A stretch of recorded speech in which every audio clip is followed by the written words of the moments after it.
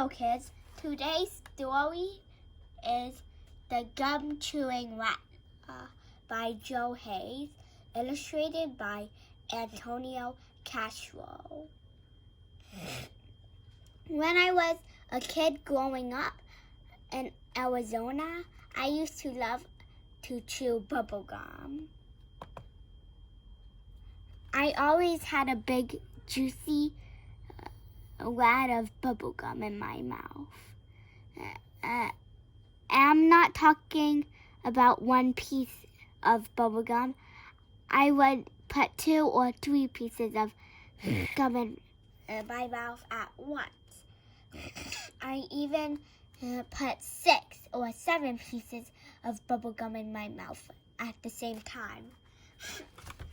Look at his fingers. There's 7 gums.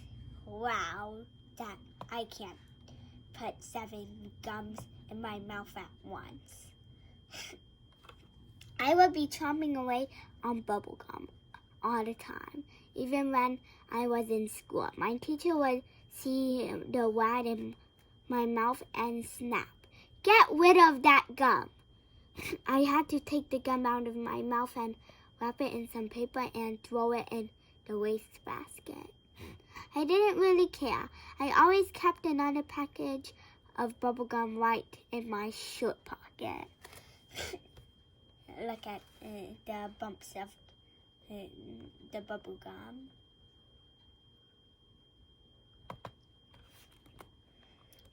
My mom was the one who would really get mad at me, though, because I would forget to take the gum off my shirt pocket.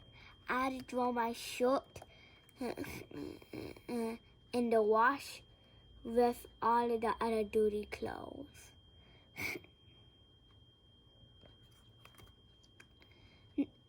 Now, I grew up a very long time ago.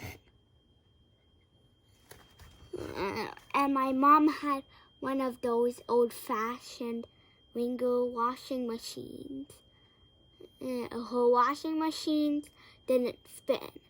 She had to put each piece of clothing through the Ringer and the rollers. It would squeeze the water out. She would put my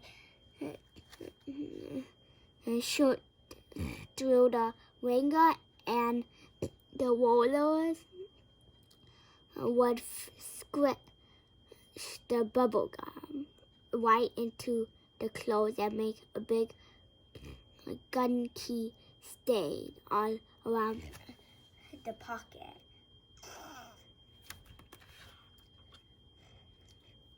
My mom would say, "Look at this, you ruined another shirt."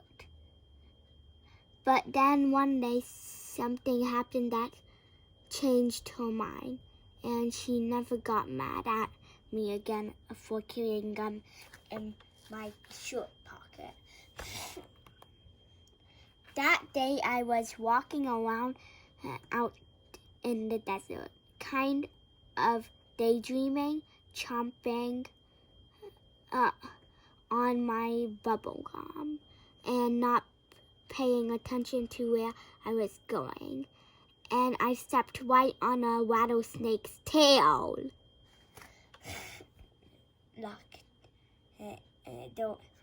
at the rattlesnake rattle. He stepped on that.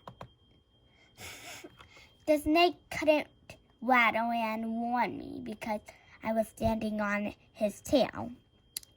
So he didn't even worry about warning me. He just came striking up through the air, aiming his fangs right at my heart. That rattlesnake hit me, bam, right on my shirt pocket. That's where I was carrying my spare bubble gum. And the rattlesnake fangs stuck in the bubble gum.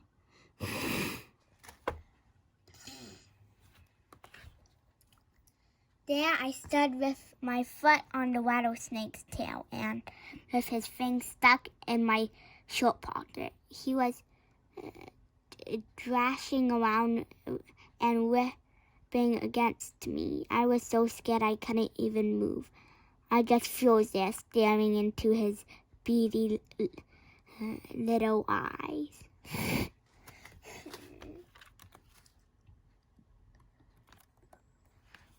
Those eyes were just looking hate back at me.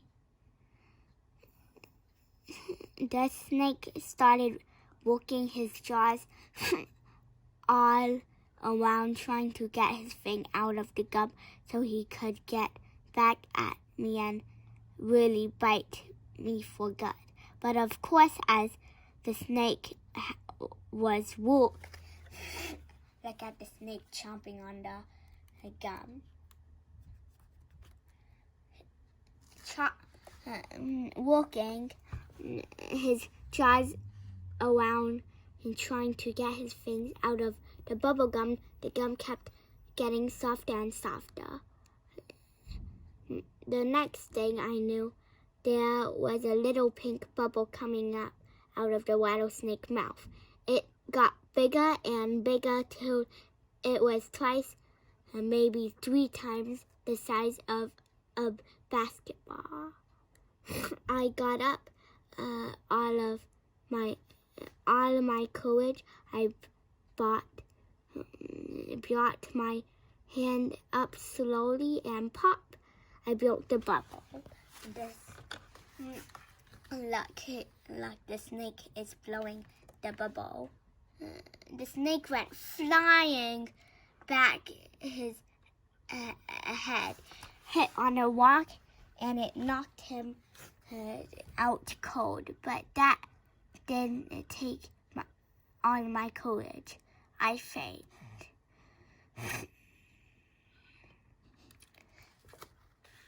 See the rattlesnake with the gum on top. I fell out in the other direction. I didn't come for lunch, and my mom came looking for me. She found me laying there on the ground and laying in the other direction of a rattlesnake with bubble gum all over his face. My mom asked me what had happened, and I told her the same story I just told you. Now you know that what? She didn't believe it. Did you?